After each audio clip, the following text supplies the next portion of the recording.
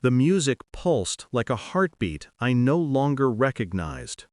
White lights swept across the dance floor, soft, romantic, indifferent. My wife's dress shimmered beneath them, silver catching every glance. She was laughing, not with me. Her hands rested on another man's shoulders. Her body leaned into his with an ease that belonged to habit, not courtesy. Their faces were close enough to share breath. I stood near the bar, my reflection fractured in the mirror behind the bottles. People moved around me in blurs of pastel and perfume. Someone asked her if she was married. I heard it through the music. Her voice cut through anyway. "Not really," she said, playful, cruel. "It doesn't count when he's boring." Laughter, a sharp, collective exhale. My name wasn't spoken. My existence didn't matter. I sipped my drink and watched. Still. Silent. Inside, something broke with surgical precision. Hours passed in measured breaths. She never looked for me. Not once. Every glance she gave him was a private confession. Every touch a quiet rehearsal of a life where I was already gone. When she finally approached, her cheeks were flushed with wine and triumph. "You disappeared," she said, as if my absence was a minor inconvenience. I smiled. Did I? Her eyes flickered, a brief recognition of the distance between us. Then gone. She turned back toward the music before I could answer. In the hotel room later, she fell asleep quickly. Perfume and sweat clung to her skin, a scent I no longer recognized as ours.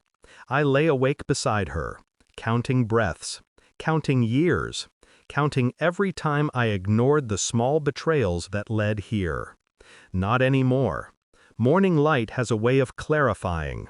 While she slept, I unlocked her phone with the same pattern I'd watched her trace 100 times. No resistance. Messages, photos, threads of conversations that began with innocent nostalgia and ended with late-night what-ifs. Her male best friend. Old college memories turned private rendezvous. Words wrapped in jokes, hiding truths they were too cowardly to name. I scrolled slowly. No anger, just confirmation, receipts, hotel bookings from weeks she claimed to be visiting her sister, a photo, his hand on her thigh beneath a dinner table. My chest tightened, but my mind sharpened. I forwarded everything to my email, then deleted the evidence from her phone. Quietly, carefully. When she finally stirred, I greeted her with coffee. She smiled sleepily, unaware that every secret she thought safe was now mine. The day passed like a rehearsal for an ending she couldn't see.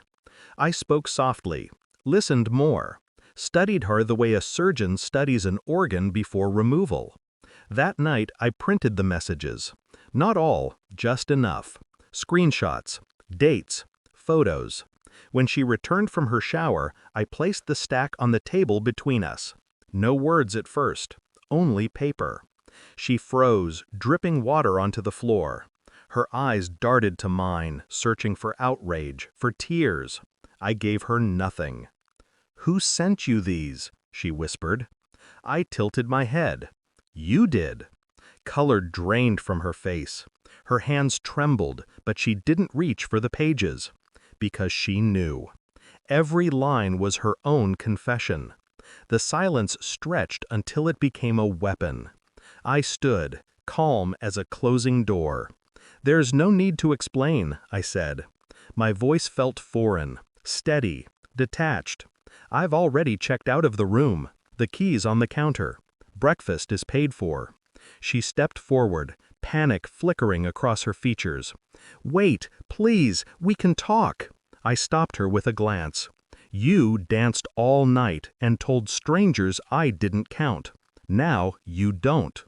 Her mouth opened, closed. The realization cut deeper than any argument. I didn't yell. I didn't stay. I left her standing in a hotel room that smelled of steam and regret, surrounded by the evidence of her own undoing. Dawn met me on the highway. The road stretched endless, clean, Indifferent. My phone buzzed again and again. Calls, messages, apologies that arrived too late to matter. I let them die unanswered. The wedding, the dance, the laughter, already distant. A noise from another life. I wasn't angry anymore. Anger requires attachment. I had none left to give. In the rearview mirror, the hotel shrank to a speck. So did she. By the time the sun cleared the horizon, I was free.